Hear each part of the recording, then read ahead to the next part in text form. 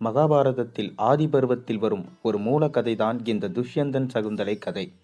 இந்த கதையை மகாகவி காளிதாசன் ஒரு நாடகமாக வடிவமைத்தார். அந்த நாடகத்தின் பெயர் அபிஞான சகுந்தலா. நாம் ஒரு காரியத்தை கவனமாகவும் பொறுமையாகவும் செய்ய வேண்டும் என்பதையே இந்த கதை எமக்கு கற்றுத் தருகிறது. இப்போது கதைக்குள் நாம் செல்லலாம். ரொம்ப காலத்துக்கு முன்னால விஸ்வாமுத்திரர் எனும் முனிவர் காட்டிலிருந்து கடுமையான தவம் செய்து கொண்டிருந்தார். அந்த தவம் இன்னொரு சொர்க்கத்தையே உருவாக்கும் அளவிற்கு மிகவும் வலிமையான ஒரு தவமாக இருந்தது.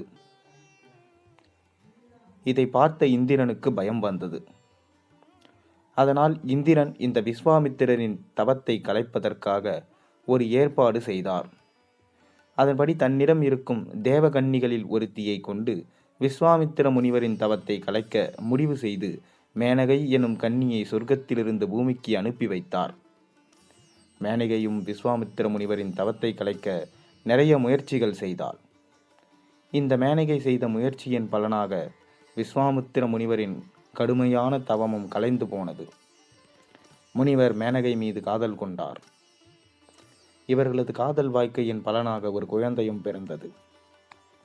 அந்த குழந்தையை எடுத்துக்கொண்டு மேனகை விஸ்வாமித்திர முனிவருக்கு முன்னால் போன பிறகுதான் முனிவரின் தவம் கலைந்தது.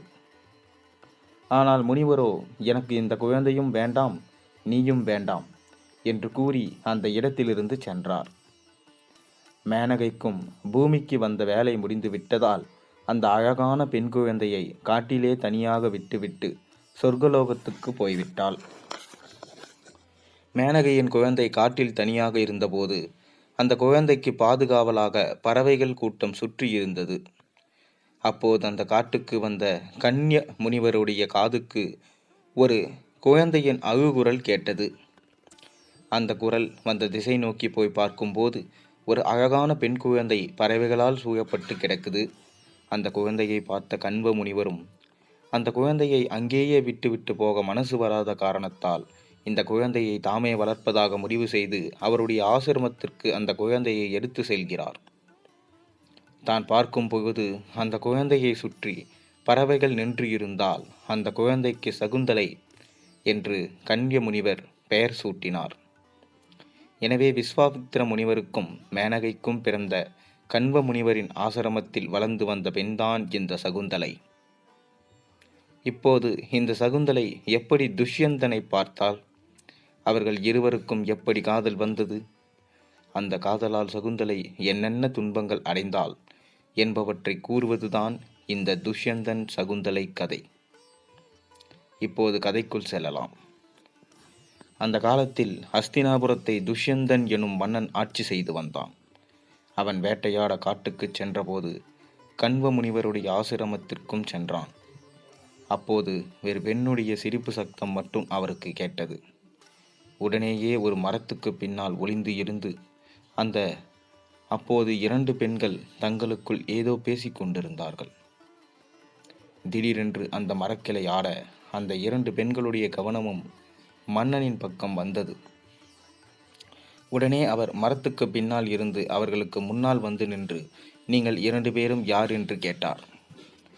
அந்த பெண்கள் உடனேயே அவரிடம், நீங்கள் வந்திருக்கிறது எங்களுடைய ஆசிரமத்திற்குள் தான் என்று கூறியதோடு மன்னனிடம் நீங்கள் யாரு என்று கேட்க, அதற்கு நான் துஷ்யந்தன், இந்த நாட்டை ஆட்சி செய்யும் மன்னன் என்று சொன்னார். பயந்து போன இருவரும் அமைதியாக இருந்தார்கள். மன்னன், உங்களில் யார் கன்ய முனிவரின் மகள் என்று கேட்க, சகுந்தலையின் தோழி இதோ எனக்கு பக்கத்தில் நிற்கிறாள், இவள்தான் கன்யவ முனிவரின் மகள் சகுந்தலை என்று அவளுடைய முழு கதையையும் சொன்னாள். இதை கேட்ட மன்னனுக்கு சகுந்தலை மேல் ஒரு அன்பு உருவானது. அப்போது அந்த ஆசிரமத்தை சேர்ந்த ஒருவன் சகுந்தலையின் மானை தூக்கி கொண்டு வேகமாக ஓடிவந்து துஷ்யந்தன் இருப்பதை கவனிக்காமல், இந்த மானை துஷ்யந்தன் மன்னன் வேட்டையாடுவதற்கு முயற்சி செய்திருக்கிறார், அதனால் இந்த மானுடைய காலில் இருந்து இரத்தம் வருகிறது என்று கூறினார். அப்போது சகுந்தலை மானை தூக்கி அதனுடைய காலை தடவி பார்த்த அதே நேரத்தில் துஷ்யந்தன் அந்த காயத்திற்கு மருந்து தடவினான். இந்த இடத்தில்தான் முதல் முறையாக சகுந்தலை துஷ்யந்தனிடம் கதைக்க ஆரம்பிக்கிறாள். நீங்க தான் இந்த மான் வேட்டையாட முற்பட்டீர்கள்.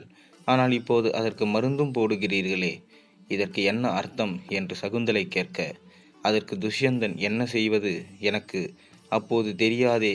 இது சகுந்தலை மான் என்று தெரிந்திருந்தால் நிச்சயமாக அந்த மானை வேட்டையாடி இருக்க மாட்டேன் என்று கூறினார்.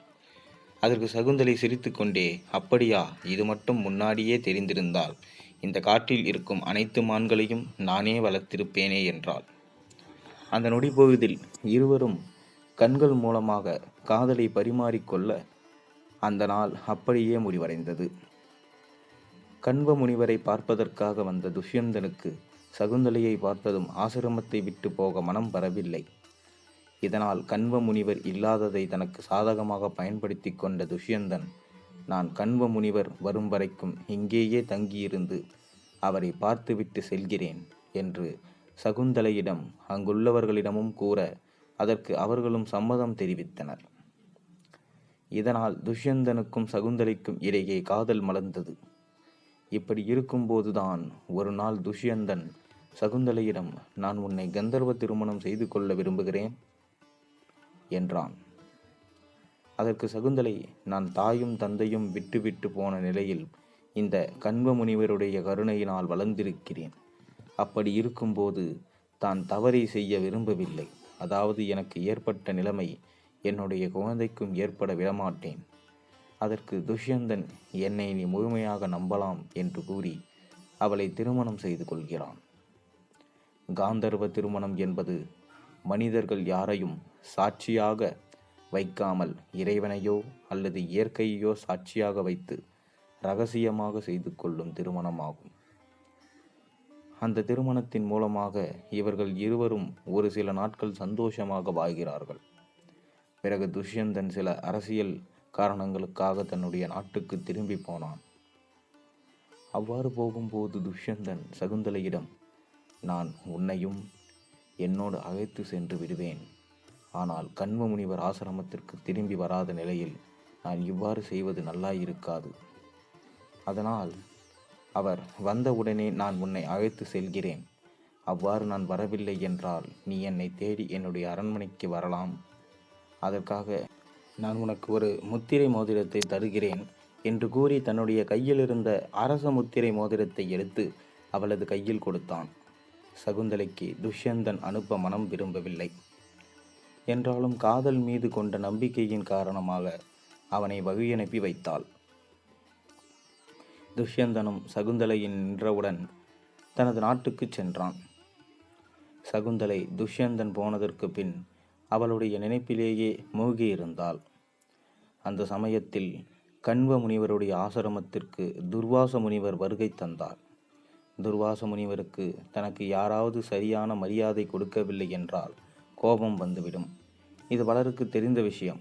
அப்படிப்பட்ட துர்வாச முனிவர் சகுந்தலை சரியாக கவனிக்கவில்லை. இதனால் துர்வாச முனிவருக்கு சகுந்தலையின் மீது மிகுந்த கோபம் வந்தது. நீ யாருடைய நினைவில் என்னை சரியாக உபசரிக்க தவறிவிட்டாயோ அவனுக்கு உனது நினைவு மொத்தமாக மறந்து போகட்டும் என்று சாபம் கொடுத்தார். நொடிப்பொழுதில் தோகி அவர் முன்னாடி போய் நின்று, தாங்கள் செய்தது நியாயமா? ஒரு சிறு பெண்ணை தவிக்க வைப்பதா உங்களுடைய கல்வி உங்களுக்கு சொல்லிக் கொடுத்தது என்றாள். அதனால் கோபம் தெரிந்த அவர் சாபத்துக்கு ஒரு பரிகாரமும் சொன்னார். அதாவது சகுந்தலை துஷ்யந்தன் ஆகிய இருவரும் காதலித்த சமயத்தில் அவர்கள் பரிமாறிக்கொண்ட அடையாளத்தை துஷ்யந்தன் பார்த்ததும் அவனுக்கு சகுந்தலையை நினைவுபடுத்தும் என்றார். ஏற்கனவே துன்பத்தில் துவண்டு போயிருந்த சகுந்தலைக்கு இந்த நிகழ்வுகளெல்லாம் மேலும் பெரிய மனக்கஷ்டத்தை கொடுத்தது. அதே சமயம் துஷ்யந்தன் துர்வாச முனிவரின் சாபத்தினால் சகுந்தலை பற்றி மொத்தமாக மறந்துவிட்டான். நாட்கள் பல நகர்ந்தது. சகுந்தலை கருவுற்றால். நிறைமாத கர்ப்பிணியாக அவள் இருந்த நேரத்தில் பிரயாணத்துக்கு போயிருந்த கண்வ முனிவர் தன்னுடைய ஆசிரமத்திற்கு திரும்பி வந்தார். சகுந்தலை நடந்தவளையற்றாம் கூறினார். கண்வ முனிவர் சகுந்தலையிடம், குழந்தை இங்கேயே பிறந்து வளரட்டும். அதற்குள் நான் துஷ்யந்தனை போய் பார்க்கிறேன். ஒருவேளை மன்னர் வரவில்லை என்றால் நானே உன்னை அவருடைய அரண்மனைக்கு கூட்டிட்டு போறேன் என்றார். அவளுக்கு ஒரு ஆண் குழந்தை பிறந்தது. அவனுக்கு பரதன் என்று பெயர் வைத்தார். நாட்கள் செல்ல செல்ல பரதனும் வளர்ந்து கொண்டே சென்றான். ஒரு நாள் பரதன் சகுந்தலையிடம் தன்னுடைய அப்பா யார் என்று கேட்ட அழுதபடி கண்வ முனிவரின் போனாள் சகுந்தலை. கண்வ முனிவரும், சரி, அப்படி என்றால் இதற்கு மேல நாம காத்திருக்க வேண்டாம், நான் உன்னை அஸ்தினாபுரத்துக்கு அழைத்துச் செல்கிறேன் என்றார். மகிழ்ச்சியுடன் புறப்பட்ட குழந்தையிடம் கண்வ முனிவர், உன்னுடைய முத்திரை மோதிரத்தை மறக்காமல் எடுத்துக்கோ என்று சொன்னார். சகுந்தலையும் அந்த முத்திரை மோதிரத்தை கையில் எடுத்துக்கொண்டு அந்த பிரயாணத்திற்கு தயாரானாள். இந்த காட்டிலிருந்து ஹஸ்தினாபுரத்துக்கு போகும் வழியில் ஒரு பெரிய ஆறு இருக்கிறது. அந்த ஆற்றை கடந்துதான் இவர்கள் ஹஸ்தினாபுரத்துக்கு செல்ல வேண்டும். இதனால் படகில் அந்த ஆற்றை கடந்து போகும் வழியில் முத்திரை மோதிரம் கவின்று ஆற்றுக்குள் மூழ்கிவிட்டது. இது தெரியாமல் அந்த படகிலிருந்து இறங்கிய கண்வ முனிவர், சகுந்தலை மற்றும் பரதன் ஆகிய மூவரும் அந்த ஹஸ்தினாபுரத்து அரண்மனைக்குள் மன்னனின் அனுமதியுடன் சென்றனர். துஷ்யந்தனின் முகத்தை பார்த்த சகுந்தலை மிகுந்த மகிழ்ச்சி அடைகிறார். ஆனால் யுத்தத்துக்கு சகுந்தலையை சுத்தமாக ஞாபகமே இல்லை. அப்போதுதான் அவர்களுக்கு அந்த முத்திரை மோதிரம் ஆற்றுக்குள் விழுந்த விஷயமும் தெரிய வருகிறது. இவர்கள் மூவரும் மன்னனுக்கு உண்மையை உணர்த்த பல விஷயங்களை கூறிய போதிலும் துஷ்யந்தன் சகுந்தலையிடம், நீ யார் என்றே எனக்கு தெரியாது, இந்த குழந்தையும் என்னுடையது இல்லை என்றான். சுக்குநூறாக உடைந்து போனாள் சகுந்தலை. ஒரு பெண் எந்த விஷயத்திலும் பொய் சொன்னாலும் இந்த விஷயத்தில் பொய் சொல்லுவாளா என்று கேட்டார் கண்வ முனிவர். ஆனால் மன்னன் மூவரையும் அவமானப்படுத்தி அரண்மனையை விட்டு வெளியே அனுப்பினான். கண்ணீரோடு சகுந்தலையும் கோபத்தோடு கண்வ முனிவரும் கேள்விகளோடு பரதனும் அந்த அரண்மனையை விட்டு வெளியே வந்தனர். மறுபடியும் கண்வ முனிவர் தன்னுடைய ஆசிரமத்திற்கு சகுந்தலையை கூட்டி போனார். ஆனால் அங்கு சகுந்தலைக்கு மறுபடியும் துஷ்யந்தனுடைய நினைவுகள் வந்ததால் அவள் ஆசிரமத்தை விட்டு காட்டிலேயே வேறு ஒரு பகுதியில் தன் குழந்தையுடன் வாழ்ந்தாள். ஆண்டுகள் பல கடந்து போக சிறுவனாக இருந்த பரதனும் ஒரு சிங்கத்தின் வாயை ஒற்றையாளாய் பிளக்கக்கூடிய ஒரு வீரனாக வளர்ந்து விட்டான். இத்தனை வருடங்கள் கடந்த பின் ஒரு நாள் அந்த ஆற்றில் மீன் பிடிக்க போன ஒரு மீனவனுக்கு ஒரு மீன் கிடைத்தது.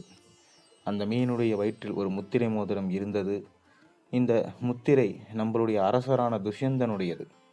அந்த மோதிரத்தை கொண்டு போய் துஷ்யந்தனிடம் கொடுக்க அந்த மோதிரத்தை பார்த்த மன்னனுக்கு உடனே சகுந்தலையின் ஞாபகம் வந்தது. நான் சகுந்தலையை எத்தனை வருடங்கள் தவிக்க விட்டு விட்டனோது, அவளுக்கு கொடுத்த வாக்கையும் நிறைவேற்றவில்லை என்று கவலையுற்று சகுந்தலையை பார்க்க கண்வ முனிவருடைய ஆசிரமத்திற்கு வந்தார் மன்னன். ஆனால் அங்கு சகுந்தலை இல்லை.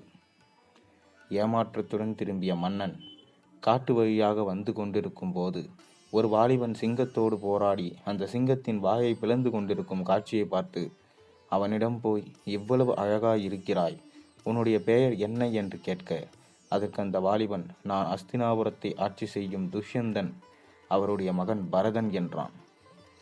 அப்போது அந்த இடத்தில் புல்லரித்து போய் நின்ற மன்னன், உன்னுடைய தாயிடம் என்னை கூட்டி செல் என்றார்.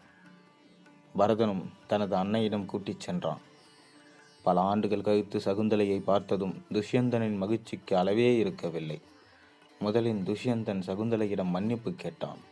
நான் இவற்றையெல்லாம் தெரிந்து செய்யவில்லை, இதெல்லாம் எனக்கு எப்படி நடந்தது என்று தெரியாது என்று துஷ்யந்தன் குழந்தையிடம் கூறினார். உடனே சகுந்தலை, இது எல்லாத்துக்கும் காரணம் நான் தான். ஒரு நாள் கவனம் சிதறி நான் துர்வாச முனிவரை கவனிக்காமல் விட்டுவிட்டேன். இன்னொரு நாள் எத்தனை முக்கியமானது என்று தெரிந்தும் அந்த முத்திரை மோதிரத்தை விட்டுவிட்டேன் என்று கூறினார் சகுந்தலை. என்ன சாபமாயிருந்தாலும் நான் உன்னை மறந்திருக்க கூடாது, உனக்கு கொடுத்த சத்தியத்தையும் காப்பாற்றாமல் இருந்திருக்க கூடாது என்று துஷ்யந்தன் சகுந்தலையிடம் கூறி, சகுந்தலையை எந்த அரண்மனையில் அவள் அவமதிக்கப்பட்டாலோ அதே அரண்மனையில் அவளை அரசியாக உயர்த்தினான். அதேபோல பரதனையும் தன்னுடைய மகனாக ஏற்றுக்கொண்டு ஊர் முழுவதும் அறிவித்து அதனை தனக்கு அடுத்து அந்த நாட்டுக்கு அரசனாகவும் ஆக்கினான். இந்த துஷ்யந்தன் மற்றும் பரதனுடைய வம்சம்தான் மகாபாரதத்தில் சொல்லப்படும் குரு வம்சம். இந்த பரதன் ஆட்சி செய்த காரணத்தால் தான் பாரத துணை கண்டத்துக்கு பாரதகண்டம் என்று பெயர் வந்ததாக மகாபாரதத்தின் ஆதி பர்வம் கூறுகிறது. இவ்வாறே இந்த கதையும் முடிவுகிறது. நீங்கள் இந்த கதையிலிருந்து என்ன தெரிஞ்சுக்கினீங்க? மறக்காமல் கீழே கமெண்ட்டில் சொல்லுங்கள். மேலும் சேனலில் போடுற ஒரு வீடியோஸும் பிடிச்சிருந்தா மறக்காமல் சப்ஸ்கிரைப் பண்ணுங்கள், லைக் பண்ணுங்கள், பெல் ஐகானை ப்ரெஸ் பண்ணுங்கள். அப்போ தான் நான் போடுற வீடியோஸ் உங்களுக்கு நோட்டிஃபிகேஷனாக வரும்.